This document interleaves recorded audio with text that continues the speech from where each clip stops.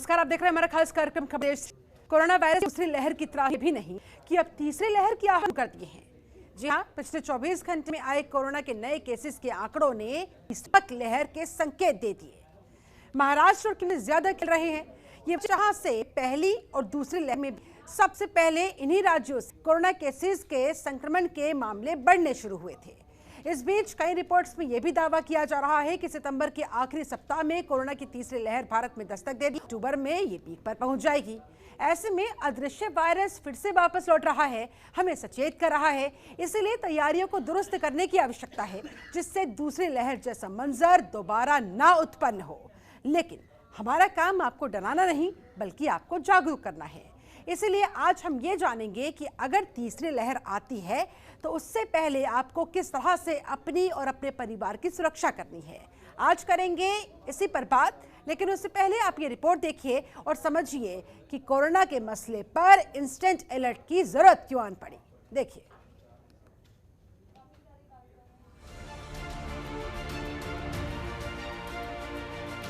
Corona virus के बढ़ते मामलों ने एक बार फिर चिंता बढ़ा दी है। केरल और महाराष्ट्र में बढ़ते आंकड़ों ने तीसरी लहर की आहट दे दी है। पिछले 24 घंटे में पूरे देश में दर्ज नए कोरोना मामलों का 79% हिस्सा सिर्फ इन्हीं दोनों राज्यों का है। देश में पिछले 24 घंटे में 46 से ज्यादा नए मामले सामने आए हैं, जिनमें से 36,000 से ज्यादा नए मामले केरल और महाराष्ट्र में दर्ज किए गए हैं। पिछले 24 घंटे में 7 लोगों की मौत हुई है, जिनमें से महाराष्ट्र में 216 और केरल में 215 लोगों की जान गई है। पिछले 24 घंटे में 46,280 नए केस मिले हैं। 36,000 से ज्यादा नए केस सिर्फ केरल और महाराष्ट्र में दर्ज। 56 दिनों के बाद 24 घंटे में इतने ज्यादा नए मामले सामने आए हैं। इनमें केरल में 31,445 संक्रमित शामिल। बीते 24 घंटे में 605 लोगों की मौत हुई है। केरल का पॉजिटिविटी रेट बढ़कर 19.03% हो गया है। महाराष्ट्र में 24 घंटे में 5,031 लोग संक्रमित पाए गए। हालांकि भारत का रिकवरी रेट 97.63% बना हुआ है, फिर भी 5 राज्यों की स्थिति गंभीर। इनमें से केरल में 1,445 केस, महाराष्ट्र में 5,031 केस, आंध्र प्रदेश में 1,601 केस, तमिलनाडु में 1,573 केस, कर्नाटक में 1,224 केस। दूसरी लहर की रफ्तार कम होने के बाद तीसरी लहर की आशंका जताई जा रही है। कई रिपोर्ट्स में यह दावा किया जा रहा है कि कोरोना की तीसरी लहर सितंबर के आखिरी सप्ताह तक दस्तक दे सकती है और अक्टूबर में ये पीक पर होगी। ऐसे में विशेषज्ञों की अलग अलग राय भी देखने को मिल रही है। कई विशेषज्ञों का मानना है कि बच्चों पर तीसरी लहर का ज्यादा असर पड़ेगा, तो वहीं कई विशेषज्ञों का कहना है कि बच्चों पर ज्यादा असर नहीं होगा। हालांकि इस बीच बढ़ते आंकड़ों ने तीसरी लहर की आहट दे दी है। ऐसे में तैयारियों को दुरुस्त रखने की जरूरत है। ब्यूरो रिपोर्ट, जनतंत्र टीवी।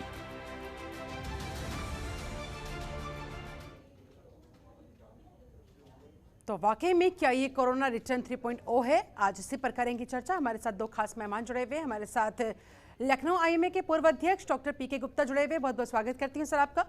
और वरिष्ठ चिकित्सक डॉक्टर अभिषेक शुक्ला भी हमारे साथ मौजूद है। आपका भी बहुत स्वागत है। चर्चा की शुरुआत डॉक्टर पीके गुप्ता जी आपके साथ करना चाहूंगी। क्या तीसरी लहर ने दस्तक दे दी है? पूरे देश में 46,000 से ज्यादा केसेस सामने आए हैं और सबसे ज्यादा चिंता की बात यह कि उनमें से 31,445 अकेले केरल से, और यही हुआ था पहली और दूसरी लहर के दौरान भी। महाराष्ट्र से और केरला से मामले बढ़ने शुरू हुए थे। लहर की शुरुआत हुई थी, उसके बाद पूरा देश चपेट में आ गया था। क्या इस बार भी कुछ उसी तरफ मामला जाता हुआ, उसी तरफ इशारा होता हुआ? निश्चित तौर पे थर्ड वेव का जो अंदेशा था वो कहीं न कहीं एक संभावित खतरे के रूप में देखने को मिल रहा है। विशेष रूप से केरला की जो तस्वीर है और महाराष्ट्र की तस्वीर है, तो निश्चित तौर पे जो हम लोग बार बार कहते रहे कि भाई ये जो त्योहार का सीजन आने वाला है और अभी आपने देखा कि कहाँ क्राउड और कहाँ पे इस तरीके की जो मीटिंग्स, रैलीज और इस तरह की चीज़ों को देख के और मास्किंग की जो व्यवस्था होनी चाहिए उस तरीके से क्राउड में लोगों का बिहेवियर जो है वो कहीं न कहीं ये इस चीज़ को न्योता दे रहा है कि ये थर्ड वेव आ सकता है। हालांकि हम लोग चाहते हैं कि थर्ड वेव ना आए, लेकिन उसकी तीव्रता किस लेवल पे जाएगी इसके लिए सरकार तो सजग है, लेकिन लोगों को बहुत सजग होना पड़ेगा, क्योंकि कोविड अप्रोप्रिएट बिहेवियर जो है वो देखने को नहीं मिल रहा है। मार्केट खुल गए हैं, अनलॉक की प्रक्रिया चल रही है, और केरला और महाराष्ट्र से जो तस्वीरें उभर के आ रही हैं, उससे लगता है कि भाई अगर प्रिकॉशन नहीं लिया गया, सावधानी नहीं बरती गई, तो निश्चित तौर पर थर्ड वेव आएगा। फिर हमारा हेल्थ सेक्टर काफी कॉम्प्रोमाइज होगा उस दौरान। ऑक्सीजन की हालांकि सरकार ने काफी लॉजिस्टिक तैयार किया, उसने पीडियाट्रिक इंटेंसिव केयर यूनिट और निको भी डेवलप किया, ऑक्सीजन प्लांट्स भी लगाए, लेकिन जब बड़ी महामारी का रूप में अगर ये सामने आएगा तो निश्चित तौर पे बहुत बड़ा वर्ग प्रभावित होगा। तो ये हमारा तो मैसेज यही है आप लोगों के माध्यम से कि तो कोविड अप्रोप्रिएट बिहेवियर जो है उसको ना छोड़ें, और इसकी जो तीव्रता है वो कम से कम उस लेवल पर ना जाए। वेव तो आएगा, लेकिन उसकी तीव्रता कम हो, ऐसा हमारा प्रयास होना चाहिए। जी, डॉक्टर अभिषेक शुक्ला, आप क्या कहेंगे? क्या तीसरी लहर की शुरुआत हो गई है, और अगर हाँ तो कैसे इसकी तीव्रता को थामा जा सकता है, इसके प्रकोप से बचा जा सकता है? देखिए, हाँ, ये बिल्कुल एक ऐसा संकेत मिल रहा है हम लोगों को कि जिस तरीके से केरल में और महाराष्ट्र में केसेस बहुत ही ज़्यादा रैपिडिटी से बढ़ रहे हैं, तो सर्टेनली ये एक मेजर लैप्स है इन स्टेट्स में, जिसकी वजह से यहाँ पे तीसरी वेव ऑलमोस्ट आ चुकी है। इंडिया ने पिछले 24 घंटों में जो फ्रेश कोविड केसेस रिकॉर्ड किए हैं वो करीब 46,164 केसेस कोविड-19 के हैं जी, और 600 के ऊपर मृत्यु हुई है कोविड-19 में पिछले 24 घंटों में। और इसमें मैं बताना चाहूँगा कंट्रीब्यूशन केरल का है, 30,000 के ऊपर केसेस एक 24 घंटे में रिकॉर्ड हुए हैं, और केरल के बाद महाराष्ट्र है जहाँ लगभग 5 केसेस एक दिन में रिकॉर्ड हुए हैं। फिर आंध्र प्रदेश का नंबर आता है जहाँ 1600 से ज़्यादा केसेस एक दिन में रिकॉर्ड हुए हैं। और इतनी रैपिडली अगर ये कोविड बढ़ रहा है, इन स्टेट्स में भी वैक्सीनेशन हुआ है, इन स्टेट्स में भी लोग कहते हैं कि हर्ड इम्यूनिटी की तरीके से अगर बात सोच के चले तो हर्ड इम्यूनिटी आई है, तो कहीं ना कहीं कुछ ना कुछ लैप्स है।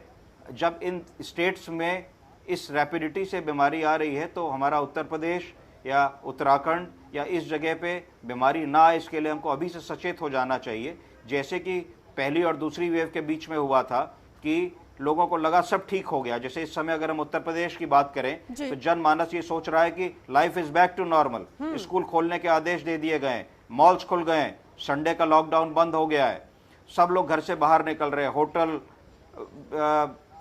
कम्युनिटी सेंटर, शादी ब्याह, सब चीजें विधिवत उसी तरीके से शुरू हो गई हैं। और क्या बस यहीं पर चूक हो जाती है, यही वो लापरवाही कही जा सकती है जो हम पर फिर आगे चलकर भारी पड़ जाती है? सोशल डिस्टेंसिंग प्रॉपरली फॉलो नहीं हो रही है, मास्क प्रॉपरली फॉलो नहीं हो रहा है।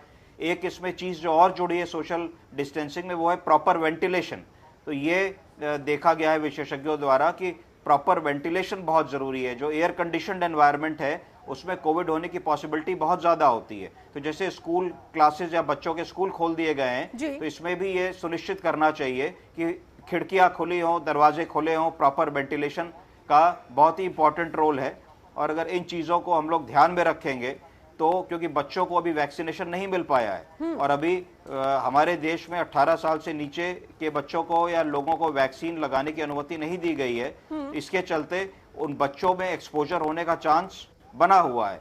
और अगर बच्चों को इन्फेक्शन होता है तो बच्चे भी वो इन्फेक्शन को घर लाएंगे, और घर के जो और लोग, जो वृद्धजन है या जो लोग हैं, उनमें भी वो संक्रमण होने की पॉसिबिलिटी बढ़ेगी। एक और चीज देखने को मिल रही है कि जो महिलाएं हैं घर की, बहुत से लोग उनको वैक्सीनेशन नहीं करा रहे हैं, और ये मेंटली ये सोच रहे हैं, ये ज्यादा रूरल इंडिया में देखने को मिल रहा है कि भाई ये तो महिलाएं हैं, ये तो घर के बाहर नहीं जाती, इनको टीके की कोई जरूरत नहीं है। तो ये भी एक भ्रामक चीज है। सबको टीका पूर्णतः लगाना चाहिए, और टीका ही एक ऐसी चीज है जो तीसरी वेव से हम लोगों को बचा सकता है। और यदि तीसरी वेव की चपेट में वो आता भी है तो टीके को लग जाने से उसकी जो मैग्नीट्यूड है इन्फेक्शन का, वो मैग्नीट्यूड काफी कम हो जाएगा, खतरा काफी कम हो जाएगा, और जो जान और माल को खतरा सेकेंड वेव में लोगों को हुआ है उससे बचा जा सकता है। बिल्कुल। डॉक्टर पीके गुप्ता, क्या इन तमाम स्तरों पर लापरवाही बरतते हुए, अपनी लाइफ को बैक टू नॉर्मल समझते हुए, कोरोना रिटर्न नहीं हो रहा, हम एक बार फिर से कोरोना की तीसरी लहर को इनवाइट कर रहे हैं, क्या ऐसा है? जो तस्वीरें देखने को मिल रही हैं वो निश्चित तौर पर डरा तो रही हैं, लेकिन इसमें सरकार का रोल तो बड़ा प्रोएक्टिव है, क्योंकि जो वैक्सीनेशन ड्राइव चल रहा है हाँ। वो बहुत बड़ी संख्या में वैक्सीनेशन ड्राइव को आगे सरकार बढ़ा रही है।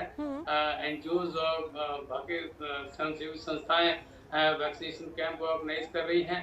तो इस समय हमारा फोकस ये होना चाहिए कि मैक्सिमम लोग जो है वैक्सीनेट हो जाएं, और साथ में जो लोग छूटे हुए हैं उनको वॉक इन में जाकर वैक्सीनेशन कराना चाहिए, क्योंकि यही एक हमारे पास एक टूल है जो हमें बचा सकता है। साथ में कोविड अप्रोप्रिएट बिहेवियर, उसको हमें कब छोड़ना नहीं है, क्योंकि त्योहार का सीजन आने वाला है। अभी आपने देखा, अभी जन्माष्टमी आने वाली है, इसके बाद से और भी सीजन में त्योहार आने वाले हैं। तो कहीं ना कहीं ये जो क्राउड है ये इन्फेक्शन को फैलाएगा, और हम लोगों को भी डर है कि कहीं अगर ये किसी लहर आई उत्तर प्रदेश में, तो इंस्पाइट ऑफ ऑल लॉजिस्टिक, क्योंकि सरकार ने अपने स्तर से किया, प्राइवेट सेक्टर ने अपने स्तर से तैयारी की है, ऑक्सीजन प्लांट्स लगाए गए हैं, इसके बावजूद भी अगर बड़ी संख्या में लोग प्रभावित हो गए तो ये हेल्थ सेक्टर कॉम्प्रोमाइज होगा। तो इसे हमें बचना जरूरी है। जो हमारा जो चेन है उसको बचना तो जरूरी है ही डॉक्टर अभिषेक, लेकिन साथ ही केरला में जिस तरह से तेजी के साथ मामले बढ़ते जा रहे हैं, तैयारी तो वहां पर भी की गई होगी ना।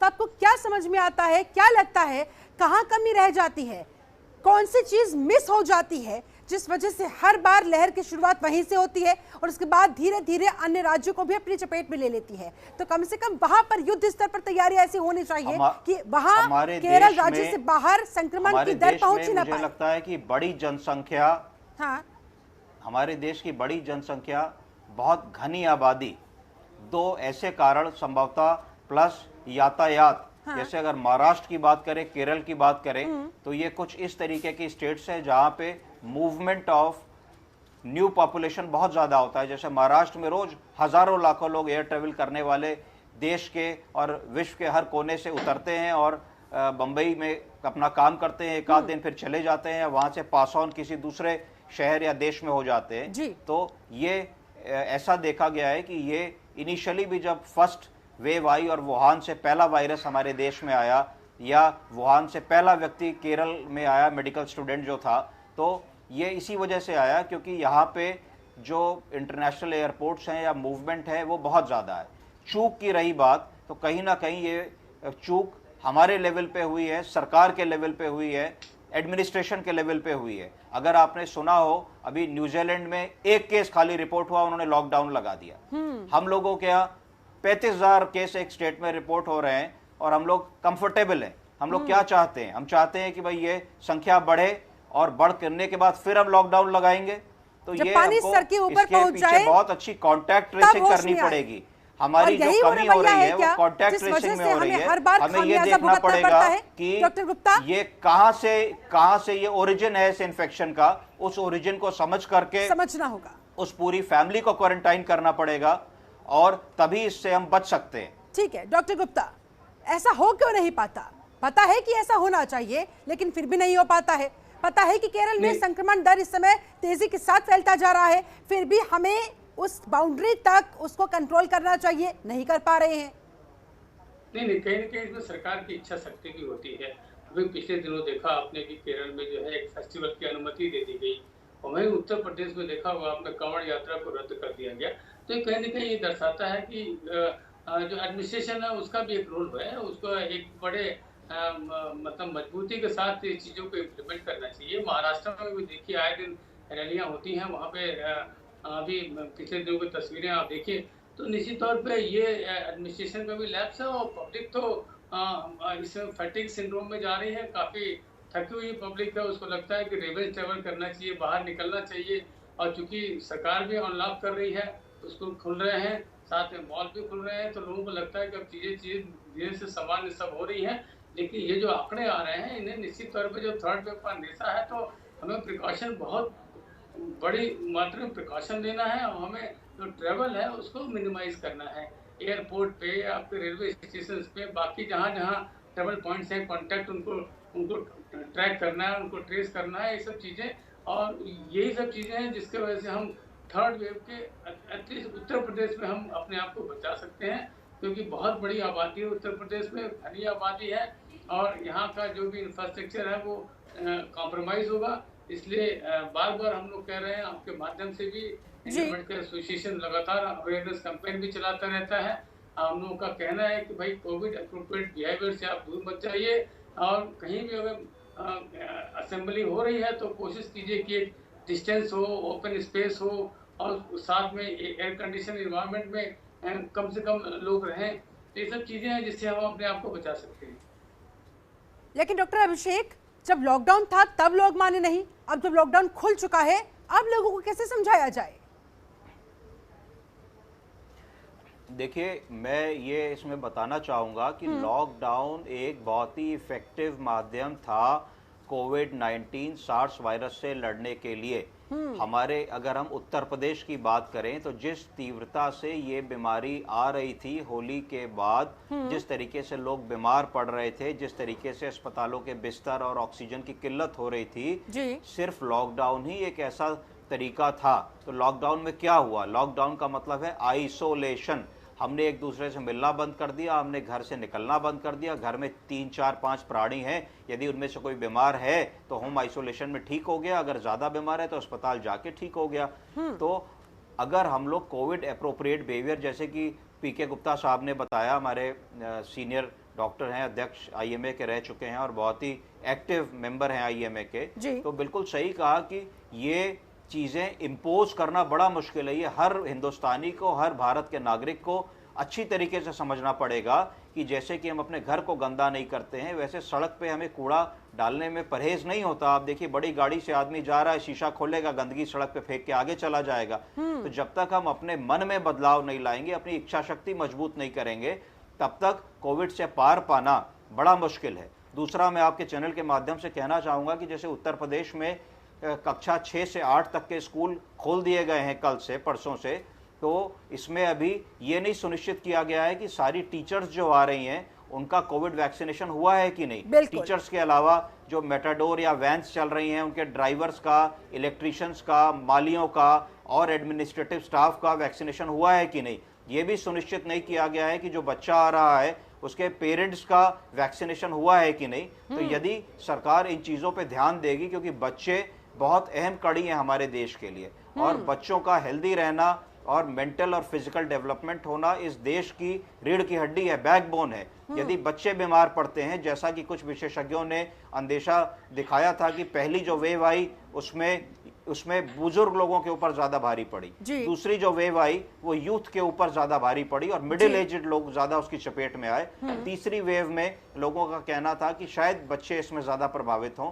तो क्योंकि स्कूल खोलना भी ज़रूरी है, वैक्सीन अभी आई नहीं है, वैक्सीन आने में कुछ महीनों का समय बाकी है, तो इसमें कम से कम इतना हमारे हाथ में है कि अगर हम ये सख्ती से सुनिश्चित कर लें कि अध्यापक, अध्यापिकाएं, स्कूल में काम करने वाले लोग और बच्चों के पेरेंट्स के वैक्सीनेशन सर्टिफिकेट को अगर हम कंपलसरी कर दें, तो ये कर देने से एक मेजर तकलीफ या मेजर प्रॉब्लम से शायद हम लोग बच सकें। ठीक है डॉक्टर पीके गुप्ता, अगर हम घर से बाहर निकल रहे हैं, कोरोना गाइडलाइंस जारी की गई है, पता है हमें क्या करना है क्या नहीं करना है, लेकिन घरेलू स्तर पर भी हमें किन किन चीजों का ध्यान रखना होगा? क्या कहेंगे सर, कैसे समझाएंगे लोगों को? निश्चित तौर पे हम लोगों ने जब कहा था कि भाई हाथ धोना, एक 30 सेकंड तक हाथ धोना, जैसे आप घर पे आते हैं तो सबसे पहले अपने वॉश बेसिन पे जाइए, अपना स्लीपर उतारिए, अपना साबुन से हाथ धोइए और अपने आप को सैनिटाइज कीजिए। उसके बाद से फिर आप घर में एंटर कीजिए, और बाहर अगर हैं आप, मान लीजिए मूवमेंट में है, तो आपके पास सैनिटाइजर है उसका प्रयोग करें। तो निश्चित तौर पर जो हमारा हाइजीन है, पर्सनल हाइजीन और होम हाइजीन, ये भी बड़ा इंपॉर्टेंट है। साथ में लोगों को अपनी इम्यूनिटी को ठीक रखना पड़ेगा, जैसे स्टीम इनहेलेशन है, आपके हेल्दी लाइफ स्टाइल है, और अर्ली मॉर्निंग में जो वॉक है in isolation, walking in isolation हम लोग सपोर्ट करते हैं। वी आर नॉट सपोर्टिंग कि भाई आप ग्रुप में मॉर्निंग वॉक कीजिए। ये सब चीजें जो अपनी इम्यूनिटी को आप बढ़ा सकते हैं। साथ में बाहर जब निकलिए तो सारे कोविड अप्रोप्रिएट बिहेवियर का पालन करते हुए निकलिए। सब्जी लेने जाना है तो आप देखिए कि किस समय भीड़ कम होती है, मैरिज है, कोई फंक्शन है, तो वहाँ कोशिश कीजिए कि कम से कम जाएं, अपने लोगों को, किसी एक व्यक्ति को भेज दें। ये छोटे छोटे जो मेजर्स हैं वो हम ले सकते हैं। काफी कुछ आपने सीख लिया कि इसका स्प्रेड कैसा होता है। इसका स्प्रेड आपको पता है, कॉन्टैक्ट से, ड्रॉपलेट से, क्लोज कांटेक्ट में आने से हो रहा है। तो इसको हमने समझा तो है, लेकिन इसको अब इम्प्लीमेंट करने की जरूरत है, क्योंकि थर्ड वेव का अंदेशा निश्चित तौर पे दस्तक दे रहा है। उत्तर प्रदेश में अगर आया तो सबके लिए बड़ी मुसीबत होगी। और वैक्सीनेशन की जो बात की डॉक्टर अभिषेक शुक्ला ने बिल्कुल सही कहा कि अपॉर्चुनिटी इन क्राइसिस, इसी समय यही वक्त है जब बड़ी संख्या में लोगों को वैक्सीनेट कराना चाहिए। साथ में वॉक इन जो वैक्सीनेशन है, बहुत से लोगों के मोबाइल नहीं है, सब किसी के पास वो फैसिलिटीज नहीं है, तो वो भी सरकार अपनी तरफ से देख रही है। और हम लोगों की भी जिम्मेदारी है कि आसपास के जो लोग भी हों जो इस तरीके से अभी वैक्सीनेट नहीं हो पाए हैं, उनको मोबिलाइज करें, उनको वैक्सीनेट कराएं। ठीक है डॉक्टर अभिषेक, जाते जाते फाइनल कमेंट आपसे लेना चाहूंगी, क्या कहेंगे कैसे इस अदृश्य वायरस से लोग अपने आप को, अपने परिवार को बचा कर रखें और तीसरी लहर को आने से पहले ही रोक लें? इसके लिए हम लोगों को अपना मन मजबूत करना पड़ेगा और कम से कम आने वाले 6 महीने तक ये मान करके चलना पड़ेगा कि घर से सिर्फ तभी निकले जब बहुत जरूरी हो। बच्चों को भी समझाएं, बाहर का खाना, बाहर की चीजों पे रोक लगाने की कोशिश करें, सात्विक भोजन खाएं, शारीरिक व्यायाम करें, हो सके तो पब्लिक प्लेसेस पे ना जाके घर पे टेरेस है, घर पे छत है, वहीं पे योग कर लें या वहीं पे प्राणायाम कर लें। उसके बाद बच्चों को भी पढ़ाई लिखाई बहुत ज़रूरी है, तो ज़रूरी है कि बच्चों पे भी हम लोग ध्यान दें। यदि वो स्कूल नहीं जा पा रहे हैं और ऑनलाइन माध्यम से भी उनकी पढ़ाई हो रही है, तो उसको भी हम लोग प्रोवोकेट करें, क्योंकि बहुत सारे स्कूलों ने ये भी कहा कि भाई अगर पेरेंट्स को स्कूल नहीं भेजना बच्चों को तो ऑनलाइन माध्यम भी ऑप्ट कर सकते हैं। तो इन छोटी छोटी चीज़ों को देखें, एकदम पैनिक ना करें कि अगर बच्चा 10 दिन नहीं जाएगा, 20 दिन नहीं जाएगा तो अटेंडेंस शॉर्ट हो जाएगी। तो ये बहुत इंपॉर्टेंट चीज है, क्योंकि अगर बच्चों के माध्यम से संक्रमण फैला, बिल्कुल संक्रमण को फैलने से हर हाल में हमें रोकना आया। बिल्कुल सही कहा आपने। डॉक्टर पीके गुप्ता, आपका फाइनल कमेंट, क्या समझाएंगे सर जाते जाते लोगों को, जो लोग इस शो को देख रहे हैं, कैसे तीसरी लहर को आने से वो रोके, किन किन खास बातों का वो ध्यान रखे? Covid appropriate behaviour and vaccination, हाँ, दो ऐसे तरीके हैं जिससे हम तीसरी वेव से अपने आप को बचा सकते हैं। जी ठीक है, और इन दोनों ही बातों का ध्यान खास तौर पर तमाम लोगों को रखना होगा। बहुत बहुत शुक्रिया डॉक्टर अभिषेक, आपका भी, डॉक्टर पीके गुप्ता आपका भी हमारे साथ इस खास चर्चा में जुड़ने के लिए, समय निकालने के लिए बहुत बहुत शुक्रिया। तो चलिए इसी के साथ हमारे इस खास पेशकश पर फिलहाल बस इतना ही। अब से थोड़ी देर में 3:58 पर देखिए अपना उत्तर प्रदेश बुलेटिन। नमस्कार।